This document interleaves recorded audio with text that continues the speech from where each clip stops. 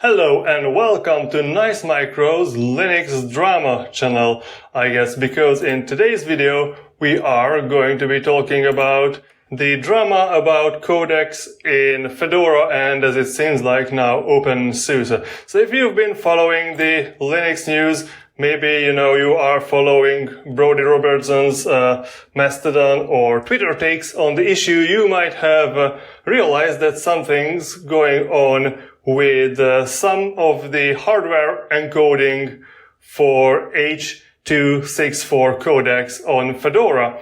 And of course, everything has a reason. They did not just disable this because they felt like giving their users hard time. This is because, of course, H.264 is not a free standard. The encoding is not free software. There are software patents in the loop there. So there are legal problems with just simply redistributing it. And there is a very nice article on the internet that you can find if you are interested in the H.264 licensing, because as this is not free software, this is someone's proprietary technology. They are licensing it to their users with certain conditions, and under certain conditions, if you are distributing a system which is capable of hardware encoding and decoding of this format, then you will have to pay a license fee based on the number of users and things like that. So if Fedora includes it and creates a system that is fully functional for this hardware encoding purpose, then they would have to pay after their users. But if they don't give you the functional system, but maybe you set it up by yourself, you don't have to pay license, because for the license cost, there is like a minimum user and you are just using it at home alone, or maybe with a few people in your family, then there will be under the threshold of the number of users where you would have to pay the license. So you can technically use it without a cost if you set it up for yourself, of course. So the issue here, of course, is not just with this specific codec. It is a big issue in the Linux circles, because we have two types of software: free software and bad software. Proprietary software. So there is this push in Linux that we should make it easy for our users to get proprietary software. There are big Linux YouTubers, big Linux, podcasts that would advocate for just not being free software maximalists. Just let people use whatever they want. Encourage the distributions, I guess, the Linux distributions, to package proprietary drivers, proprietary things.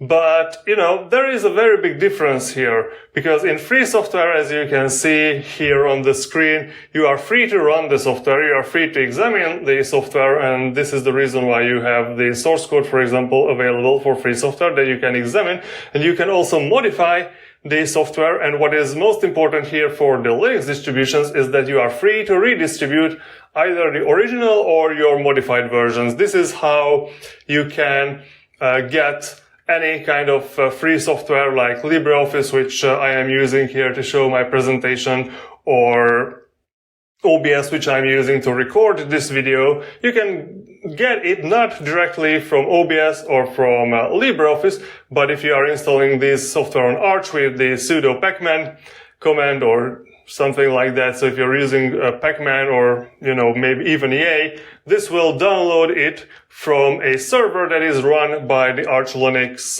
developers, because they are free to redistribute free software. So there is no problem with it. But in case of proprietary software, which is, for example, if you are installing Microsoft Windows XP Service Pack, which is one of the things I could find on the internet, a screenshot for that, you will have to read an end-user license agreement, which is judging by the size of this scroll bar here, is going to be very long, and you will have to click I accept, because the terms of this agreement are very specific and it's different from software to software. And while as a user, like a general user, if you install software that is licensed under the GPL does not really constrain you as a user. So even if you don't read the license agreement, you won't lose out in anything. Of course, if you are trying to modify this program and create your own version from it, then you will have to read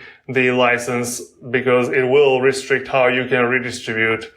For example, in GPL, you have to keep it GPL or compatible license if you redistribute it. So things like that. But in case of a proprietary software, you might have very specific things that you as a user are not allowed to do. But if you install this proprietary software from the repositories, I mean, I've installed the NVIDIA proprietary drivers from the Arch repos, and I have never been prompted to accept any kind of their end-user license agreements, and I don't think other distributions would do it differently.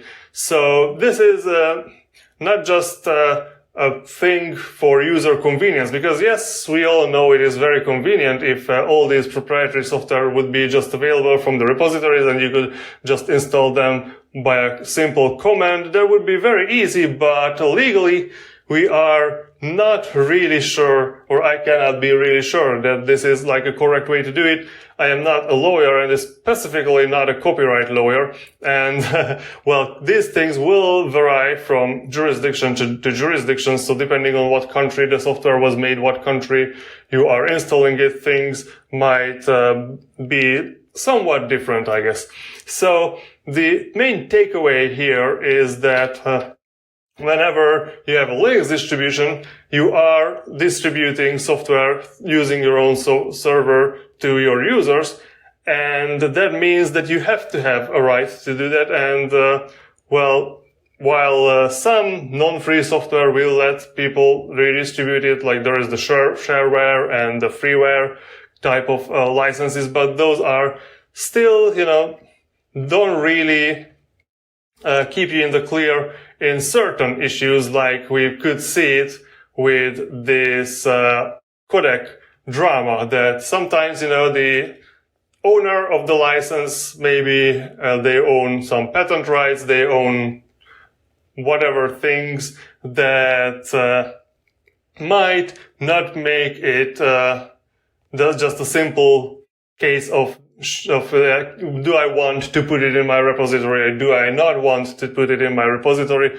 Sometimes legally you cannot put it in your repository. And of course, not everything that's illegal or not everything, that's a breach of contract will be prosecuted. So, of course, these are civil cases. So this is not some kind of criminal copyright law when the police will kick your door in for using an illegally obtained or a not properly obtained Fedora copy, or like the hardware encoding in your Fedora is not properly obtained, so the police would kick your door in. This is not that kind of case. This is a civil kind of case, so it will depend on whether, the owner of these rights will want to pursue the case, which probably they weren't, so that's why having those in the repositories previously didn't really, they didn't figure it out when they put it in that it's a problem, because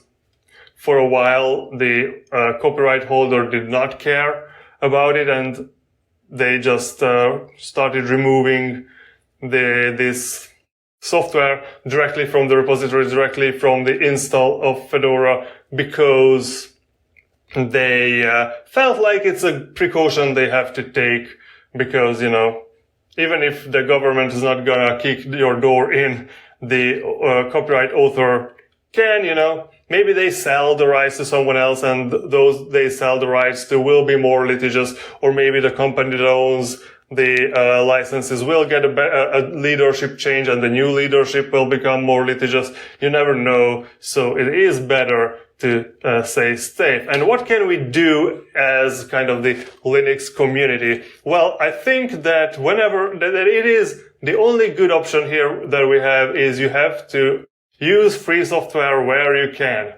And I'm not saying you have to always use free software, because there are, of course, practical limitations. Not everything is available as free software. There are tools that you might have to use for some reason that are not free software. But I think when we are advocating for Linux, we should always advocate for free software as well. We have to advocate for its advantages.